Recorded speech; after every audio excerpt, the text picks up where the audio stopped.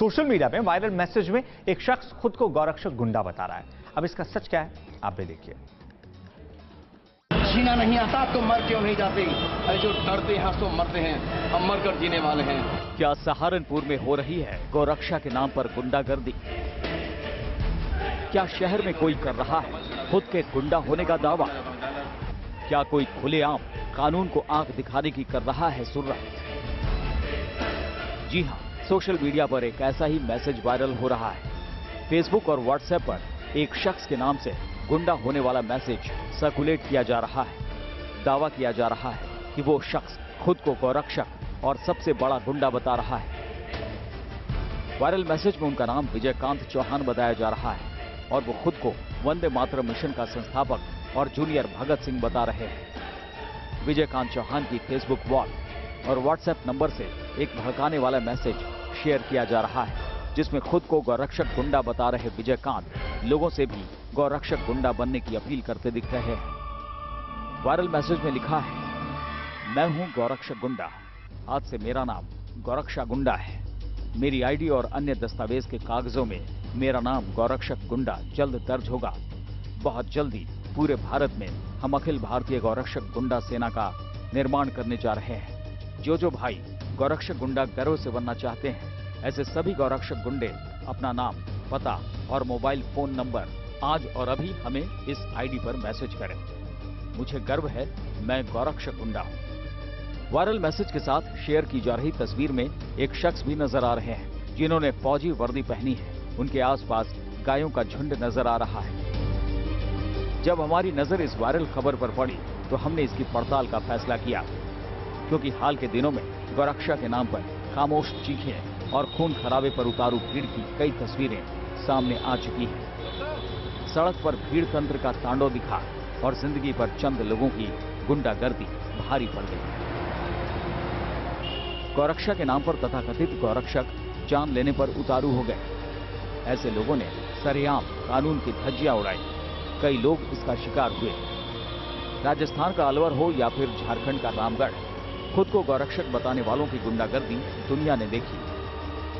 तारीख बदली, शहर बदले, लेकिन गौरक्षा के नाम पर गुंडागर्दी पर लगाम नहीं लगाई जा सकी। इनकी गुंडागर्दी सारी सीमाएं लांघती गईं और कुछ लोग भीड़ तंत्र का शिकार बन गए। ये चेहरे कौन हैं? क्यों इन्हें कानून का कोई डर नहीं?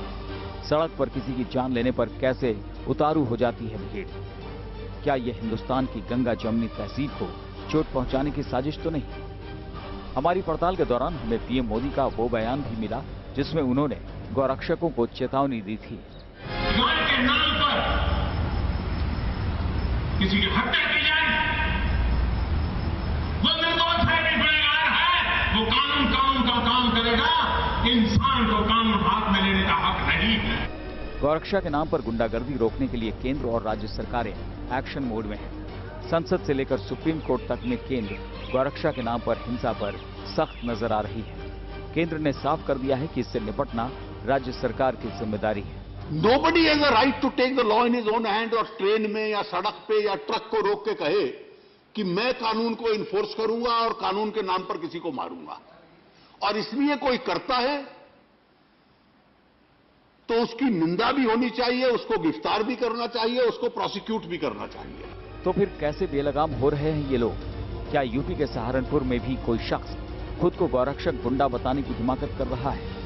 फेसबुक और व्हाट्सएप नंबर से मिली जानकारी की बिना पर न्यूज नेशन की टीम उस शख्स तक पहुंच गई।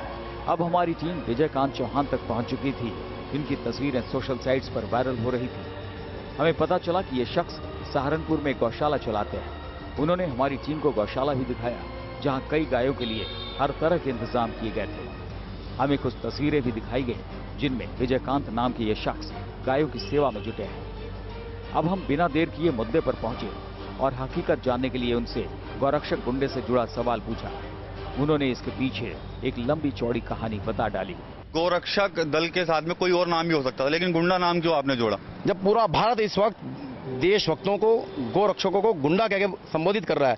और गुंडागर्दी इसलिए कही जा रही है कि हम गौ माता की रक्षा करते हैं। उन गर्दन काटने वाले गो हत्यारों को, गो रक्षक, जब पुलिस को सूचना देने के बावजूद पुलिस कोई मदद नहीं करती और उनको फिर उन गो हत्यारों को पकड़ के हमारे गोरक्षक पीटते हैं, तो उनको गुंडा कहा जाता है। सम्मानित करने उनको गुंडा कहा जाता है।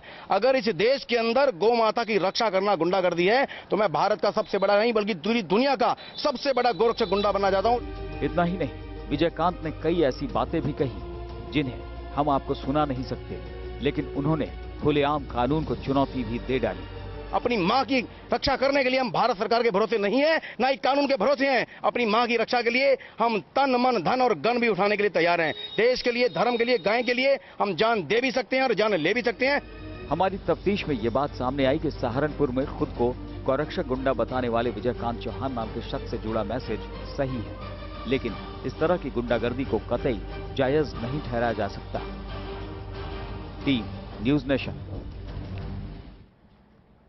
जब इस मुद्दे पर न्यूज नेशन ने सहारनपुर के एसपी से बात करने की कोशिश की तो उन्होंने इस पर अभी कुछ भी बोलने से इनकार कर दिया। उम्मीद है कि एसपी साहब जल्द ही इस पूरे मामले पर संज्ञान लेंगे और अपनी बात भी रखते हुए नजर आएंगे। बहरहाल अगली खबर का रुख करते हुए आपको बता दें कि मोबाइल चोरी होने पर आपका परेशान होना लाजमी होता है, लेकिन सोशल मीडिया पर एक मैसेज में दावा इस बात को लेकर किया जा रहा है कि एक नंबर और ईमेल आईडी आपके चोरी हुए फोन की लोकेशन बता सकती है। अब इस वायरल मैसेज की क्या हकीकत है, आप भी देखिए।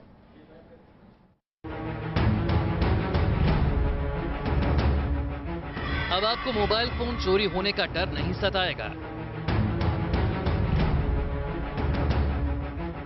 क्या चोरी हुआ आपका मोबाइल फोन आपको वापस मिल सकता है? क्या चोरी हुआ मोबाइल फोन खुद अपनी लोकेशन बता सकता है? क्या एक ईमेल और नंबर से आपका खोया हुआ मोबाइल आपको मिल जाएगा? क्या आप गुम हुए मोबाइल के लिए आपको थाने के चक्कर नहीं लगाने होंगे? अब मोबाइल चोर ही हर वारदात के बाद आफत में घिर जाएंगे? ये वो सवाल हैं जो सोशल मीडिया पर वायरल इस मैसेज के जरिए लोगों की जुबान पर आ गए। वायरल मैसेज में किया जा रहा दावा हैरत अंगेज है। देश में 110 करोड़ मोबाइल यूजर्स हैं। ये मैसेज इसी आबादी से जुड़ा हुआ था, लिहाजा हमने इसका सच जानने की शुरुआत की। इस मैसेज में दावा किया गया है कि खोए या चोरी हुए मोबाइल फोन को ट्रैक करने के लिए आपको सबसे पहले IMEI नंबर की जरूरत होगी। इस IMEI नंबर को कुछ दूसरी जरूरी जानकारियों के साथ cops@BSNL पर भेजने से आपको आपका चोरी हुआ मोबाइल फोन फौरन मिल जाएगा।